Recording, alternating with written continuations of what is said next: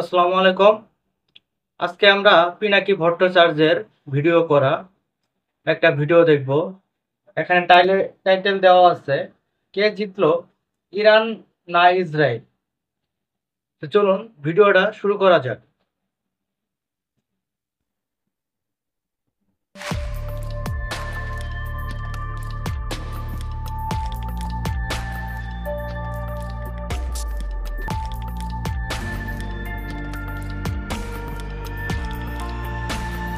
সংঘাত আপাতত বন্ধ হয়েছে আলহামদুলিল্লাহ। তবে সত্যি বন্ধ হয়েছে কিনা সেটা বলা মুশকিল। এই ভিডিও রেকর্ড করার টাইম পর্যন্ত ইরানের সর্বোচ্চ ধর্মীয় নেতা বা সুপ্রিম লিডার আলী খামেনি এই যুদ্ধবিরতি অনুমোদন করেননি। একে অন্যকে আক্রমণ করা একেবারে পুরোপুরি থামেনি, কিন্তু ট্রাম্প নিজেই দুই পক্ষকেই দোষ দিছে যে সিজ ফায়ার ভাঙছে তারা, তাই না? এমনকি এটাও বলছে যে আবার যে কোনো মুহূর্তে সংঘাত শুরু হইতে পারে, কিছুক্ষণ আগের খবর। তবে যে সংঘাত শুরু হয়েছিল 12 দিন ধরে, যে সংঘাত ইসরায়েল বা আমেরিকা, তারা সেই আমাদের প্রিয় নবী হযরত মুহাম্মদ সাল্লাল্লাহু আলাইহি সাল্লামের সময় থেকেই এমন করে আসছে। তারা যখন যুদ্ধে হেরে যাওয়ার প্রান্তে, তখন তারা যুদ্ধে বিরতি চায়, কিন্তু যুদ্ধবিরতির মাঝেও তারা আবার সমান শক্তি নিয়ে আবার ষড়যন্ত্র করে আবার হামলা চালায়। এটাই তারা করে আসছে এতদিন। চলছে সেটা একেবারেই স্তিমিত হয়ে গেছে। যেহেতু এইখানে কোনো আত্মসমর্পণ ঘটেনি, তাই কে জিতছে আর কে হারছে এটা পরিষ্কার করে বলা মুশকিল। তবে আমাদের আজকে খুঁজে বের করতে হবে আসলে কে জিতেছে বা আসলে কে হারিছে। আসেন আমরা এটা খুঁজে দেখি আজকে। প্রথম কথা হচ্ছে ইসরায়েল একা পারে না ইরানের সাথে লড়তে। তারে জর্ডান সাপোর্ট করছে, সৌদি আরব তার এয়ার স্পেস ব্যবহার করতে দিছে। মুসলমান দেশ দেখছেন কেমনে পারে, আর পারবি না কেন? হাসিনাও তো মোদিরে মারা দেয়, তাই না? ফ্রান্স, ইউকে, জার্মানি সাপোর্ট দিছে, ডিপ্লোম্যাটিক সাপোর্ট। আসলে মুসলিমরাই মুসলিমের শত্রু। যদি ইসরায়েলকে কোনো মুসলিমদের সাহায্য না করত, তাহলে এই যুদ্ধে ইরান আরো এগিয়ে থাকতো, এমনকি ইসরায়েল নাস্তানাবুদ হয়ে যেত। তার কারণ হচ্ছে জর্ডান ইরানকে তাদের আকাশ সীমা ব্যবহার করতে দেয় নাই, কিন্তু ইসরায়েলকে ঠিকই দিয়েছে, এমনকি সৌদি আরবও দিয়েছে তাদের আকাশ সীমা ইউজ করতে। নেতানিয়াহু ফ্রান্স আর ইউকের কাছে সাহায্য চাইছিল যেন তারা ইরানের মিসাইলকে আটকায়। ওরা অবশ্যই এটা যায়নি, করেনি। শেষ পর্যন্ত ইসরায়েলকে তার বাপ আমেরিকাকে ডাকতে হয়েছে। বাপ আইসে বলছে বাংকার ব্লাস্টার মাইরা পারমাণবিক স্থাপনা ধ্বংস করব। বোমারও বিমান পাঠাইছে, 38 ঘন্টা ফ্লাই কইরা গেছে, মারছে ওখানে বোমা। এখন আমেরিকান গোয়েন্দারাই বলে কিছুই হয় নাই পারমাণবিক স্থাপনায়। বুঝেছেন তো কি বাড়া মারলো আমেরিকা? এই যে দি টাইমস, এটা কিন্তু ওই যে টাইমস পত্রিকা না, ওই যে ম্যাগাজিন না, এটা টাইমস হচ্ছে পত্রিকা। এটা গত বছর একটা আর্টিকেল লিখেছিল, খুব গুরুত্বপূর্ণ আর্টিকেল। এটা কলে ফ্রি পাওয়া যায় না, তাই দেখাইতেছি। উনি বলেছিল যে ইসরায়েলের নিরাপত্তা ইস্যুতে নিজের সিদ্ধান্ত নিজে নেওয়ার ক্ষমতা নাই। তাহলে ওই দেশের সার্বভৌমত্ব আছে বলেন? কারণ তাকে নির্ভর করতে হয় অনেকগুলো দেশের উপরে, একটা দেশের উপরে না। এটা ঠিক, ইসরায়েল কোনো সিদ্ধান্ত নিজেরা নেয় না। তারা যুক্তরাষ্ট্র বা অন্যান্য দেশের সমন্বয়ে সিদ্ধান্ত নেয়। তারা একা কোনো সিদ্ধান্ত নিতে পারে না, কারণ তাদের কোনো নিজস্ব শক্তি নাই। তারা হচ্ছে চাঁদের মতো, যার নিজস্ব আলো নাই। একটা না, তাই সে নিজে তার নিজের সিদ্ধান্ত নিতে পারে না, নিজে অ্যাক্ট করতে পারে না। তাই হয়েছে এবার এই লড়াইয়ে ইসরায়েলের অসংখ্য দুর্বলতা ধরা পড়েছে। সে আসলে ইরানের কাছে হাইরা গেছে, গোহারা হারছে। তো কি কি দুর্বলতা ধরা পড়েছে আসেন সেটা দেখি। ড্রোন সোয়ার্মের বিরুদ্ধে ইসরায়েলের কোনো সক্ষমতা নাই। এখন আপনারা কইবেন যে সোয়ার্ম জিনিসটা কি? সোয়ার্ম হইতেছে একসাথে অসংখ্য ছোট ছোট ড্রোন বা রোবটের ঝাঁকে ঝাঁকে সমন্বিত এবং সম্মিলিত আক্রমণ। আপনারা দেখেছেন না, অসংখ্য আগুনের গোলা ছুটে যাইতেছে ইরানের দিকে, আশেপাশের দেশ থেকে সেইগুলো দেখে নাচানাচি করিচ্ছে মানুষজন। হ্যাঁ, খুব মজা লাগছে গলে, তাই না? আপনাদেরও মজা লাগছে। মানে ইসরায়েল যে মারা খাইতেছে এটা দেখা যায় কত আনন্দের, সেটা আপনারাও জানেন, আমিও আনন্দ পাইছি। এই সোয়ার্মের মূল বৈশিষ্ট্য হচ্ছে সংখ্যায় অনেক, হাজারে হাজারে। এরা আবার একটা আর একটার সাথে ওয়্যারলেস নেটওয়ার্কের মাধ্যমে যোগাযোগ করে, একে অন্যের অবস্থান সম্পর্কে তথ্য আদান প্রদান করে। প্রতিপক্ষের প্রতিক্রিয়া মানে ইসরায়েল কি করবে সেটা দেখে দেখে পুরা ঝাঁকের গতিপথ বা কৌশল পরিবর্তন করতে পারে, এমনকি লক্ষ্য বদলাইতে পারে। এবং এটার কোনো একক কেন্দ্রীয় নিয়ন্ত্রণ থাকে না, কিন্তু এটা অ্যালগোরিদমের দিয়ে কাজ করে। ফলে কোনো একটা ড্রোন যদি ধ্বংস হয়ে যায় বা কয়েকটা যদি ধ্বংস হয়ে যায়, পুরা সোয়ার্ম এটা অক্ষত থাকে, পুরা ঝাঁক যায় এক জায়গায় আক্রমণ করে। এখন এই ঝাঁকের প্রত্যেকটা আলাদা আলাদা কইরা ওই যে আয়রন ডোম আছে, আয়রন ডোম বুঝেছেন না, ওই যে ছাদের মতো, মানে ওই ইসরায়েলের দিকে কোনো বোমা বা মিসাইল ছুড়লে ইসরায়েল আর একটা পাল্টা মিসাইল ছুড়ে ওইটারে ফাটায় দেয়, আকাশেই ফাটায় দেয়, ফলে ক্ষতি করতে পারে না। ওটারে কয় আয়রন ডোম, মানে আকাশে একটা লোহার ছাদের মতো করিছে আর কি ভার্চুয়ালি। তো যাই হোক, ওই আয়রন ডোম আর এই হাজার হাজার ঝাঁকে ঝাঁকে গেলে তখন আর বুঝতে পারে না, সবগুলোকে আর ফেলতে পারে না। আর একটা সুবিধা হচ্ছে কি, এই যে সোয়ার্ম, এই সোয়ার্মের এক একটা জিনিসের এক একটা ড্রোনের দাম অনেক কম, সামান্য। কিন্তু ওই ড্রোনটাকে ফেলাইতে হইলে ইসরায়েলকে যে বোমা মারতে হবে সেটার মিলিয়ন মিলিয়ন ডলার দাম। তার মানে কম টাকার ড্রোন ফেলাইতে যায় মিলিয়ন মিলিয়ন ডলার খরচা পানিতে ফেলে দিচ্ছে ইসরায়েল। আবার এই ঝাঁকে ঝাঁকে আক্রমণ করার একটা সুবিধা আছে। সুবিধা হচ্ছে প্রচুর সংখ্যক লক্ষ্যবস্তুকে একসাথে আক্রমণ করলে শত্রু রাডার, এয়ার ডিফেন্স সিস্টেম, যেমন এই যে আয়রন ডোম টোম, এটা আর কাজ করতে পারে না ঠিক মতো। তাই এর ফাঁক দিয়া অনেক মিসাইল যায়া ল্যান্ড করে ইসরায়েলে, তাই হয়েছে, তাই না? আগে কিন্তু আয়রন ডোম ভালোই কাজ করতো, কোনো মিসাইল মাটিতে যে পড়তো না ওইভাবে, প্রায় 99% ক্ষেত্রে ধ্বংস করে দিতে পারতো আগেই।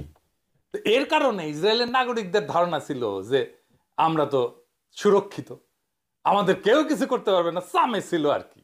গাজায় যখন বোমা পড়তো, এই হারামজাদারা বাড়ির বারান্দায় চেয়ার নিয়ে বৈশা মদ খাইতো আর বোমা পড়া দেখতো, কেমন জাউরার জাউরা দেখেন, দেখেছেন? এগুলো মানুষ না কুত্তার ছাও? এডিটর সাহেব এগুলো প্রত্যেকটা ছবির উপরে জাউরা জাউরা সিল মেরে দেন, আর একবার মারেন, আর একবার মারেন।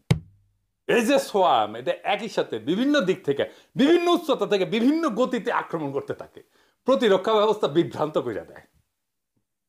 এরা আবার জটিল লক্ষ্যকে শনাক্ত করতে পারে, মানে ধরেন যে গতিশীল লক্ষ্য, মানে যাতে চলিচ্ছে, চলমান ট্যাঙ্ক ট্যাঙ্ক ইত্যাদি, এগুলোকেও আক্রমণ করতে পারে।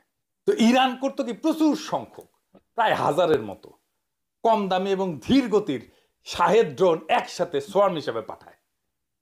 এই ধরনের বড় সংখ্যক লক্ষ্যবস্তুকে একসাথে শনাক্ত করা, এটাকে ধ্বংস করা যে কোনো বিমান প্রতিরক্ষা ব্যবস্থার জন্য একটা বিশাল বড় চ্যালেঞ্জ। আয়রন ডোম এই কারণে কাজ করতে পারেনি। আর এই ড্রোন পাঠাইছে, আর একই সময় ইরান ক্রুজ মিসাইল পাঠাইছে এবং সুপারসনিক ব্যালাস্টিক মিসাইল পাঠাইছে। এবং সুপারসনিক ব্যালাস্টিক মিসাইল খুব বেশি দেশের নাই, এমনকি আমেরিকারও নাই। দেখেছেন না, একেবারে বিদ্যুৎ গতিতে যে একেবারে পড়িচ্ছে একটা মিসাইল। এই যে সমন্বিত হামলা, এটা মোকাবেলা করা ইসরায়েলের প্রতিরক্ষা ব্যবস্থার জন্য খুবই একটা জটিল সমস্যা ছিল এবং পারেওনি তারা।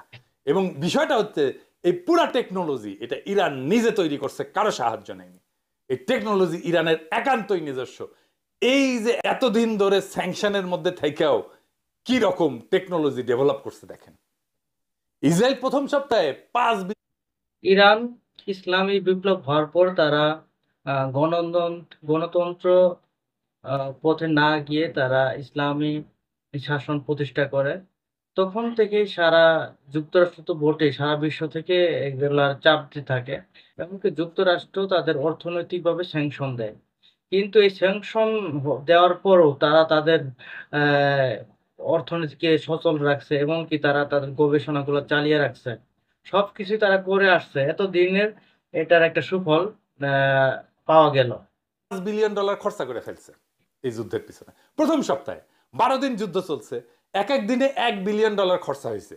তার মানে $12 বিলিয়ন মায়ের ভোগে চলে গেছে ইসরায়েলের। তো এই $12 বিলিয়ন কত? আমাদের দেশে পুরা বছরের খরচা হচ্ছে $70 বিলিয়ন মতো। তাইলে বুঝেন, $12 বিলিয়ন একটা বিশাল অঙ্কের টাকা। চিন্তা করছেন, $12 বিলিয়ন। আর বাংলাদেশের বর্তমান রিজার্ভ মানে আগে তো ছিল, 1 বছর আগে মানে হাসিনা পালানোর মুহূর্তে ছিল $18 বিলিয়ন। আর এখন এই 1 বছরে সেটা উঠছে 30 বিলিয়ন ডলারে।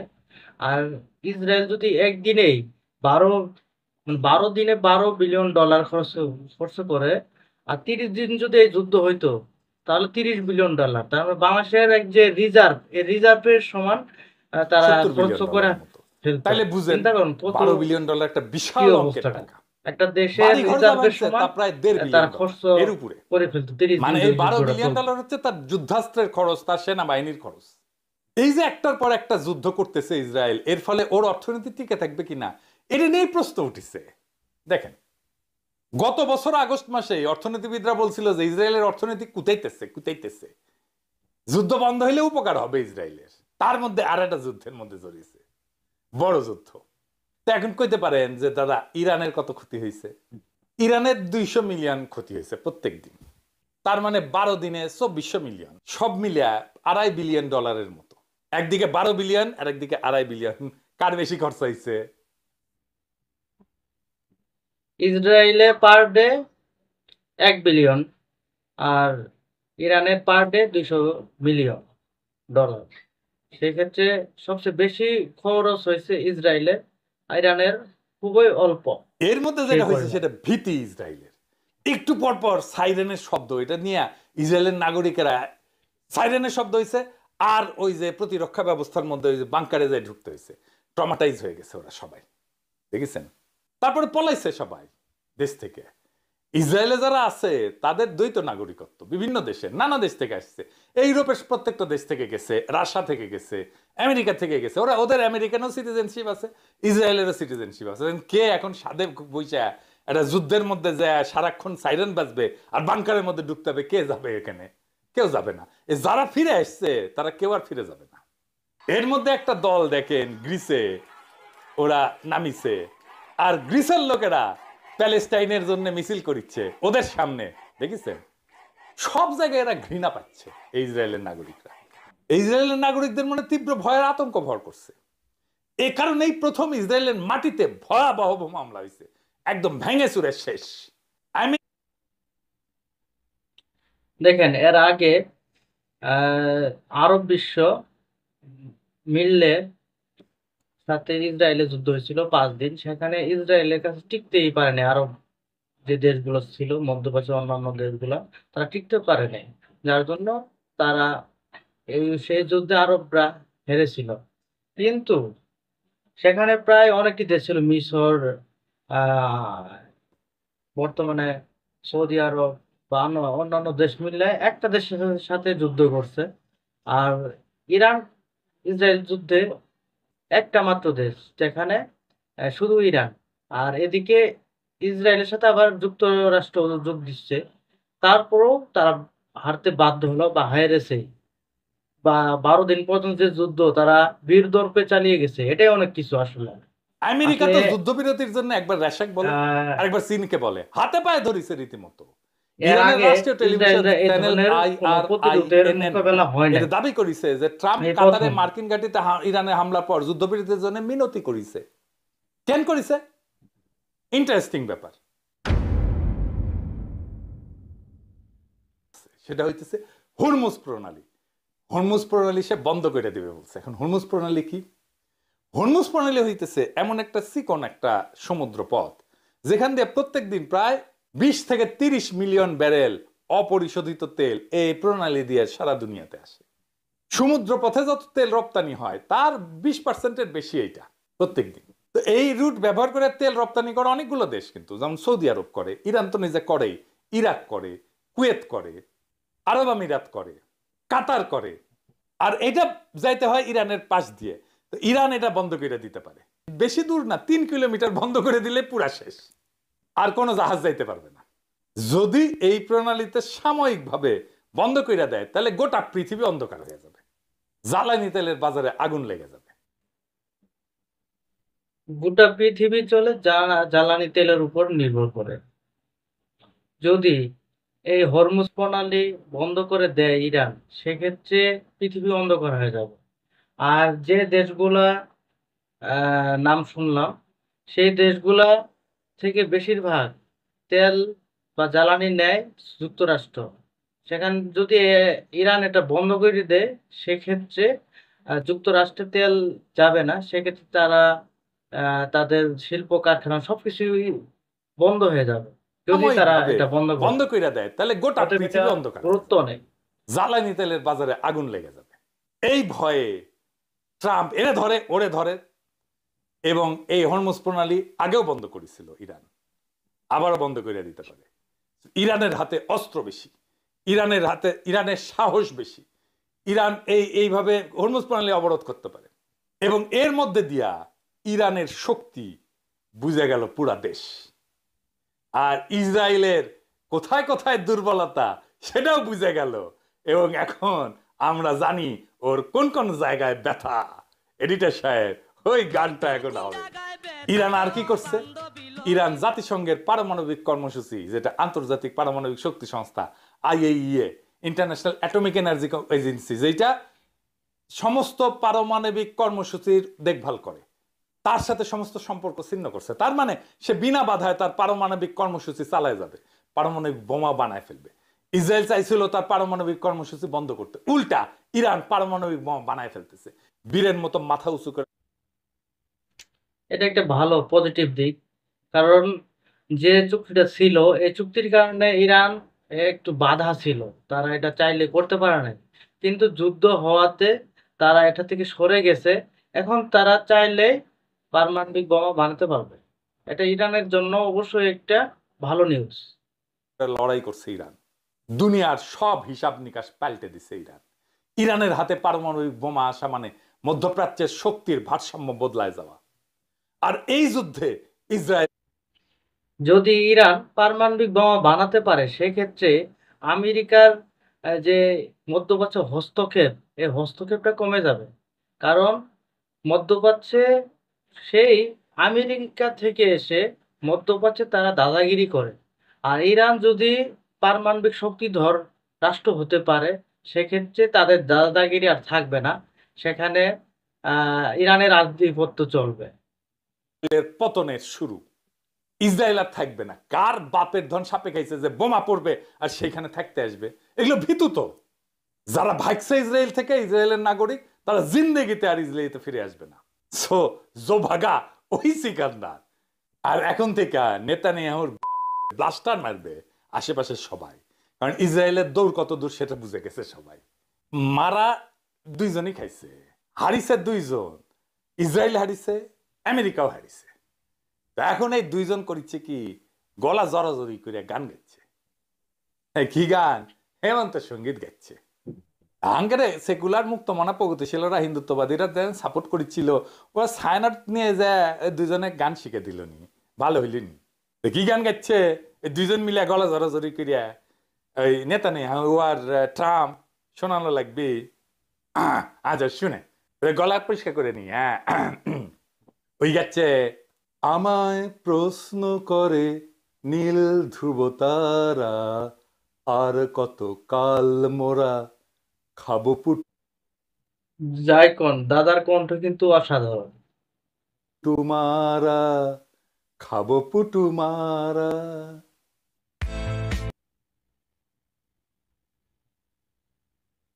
তো আমরা ভিডিওটা দেখলাম, ইরান ইসরায়েল যুদ্ধ, কে হারলো কে জিতলো। তো স্বাভাবিকভাবে আমরা দেখতে পারলাম এই যুদ্ধে অবশ্যই ইরানের জয় হয়েছে, কারণ ইরান যেখানে একা যুদ্ধ করছে, ইসরায়েল আর যুক্তরাষ্ট্র মিলে তার সাথে পেরে উঠতে পারে নাই। আর ইরানের জয় হোক, আমরা এটাই চাই। ইরান যদি পারমাণবিক পারমাণবিক শক্তিধর হতে পারে, এতে বাংলাদেশেরও লাভ, কারণ বাংলাদেশেরও একটা ইচ্ছা আছে পারমাণবিক শক্তিধর হওয়া। সেক্ষেত্রে তারা যদি পারে, তারা যদি সফল হতে পারে, বাংলাদেশও পারবে ইনশাআল্লাহ। আসসালামু আলাইকুম।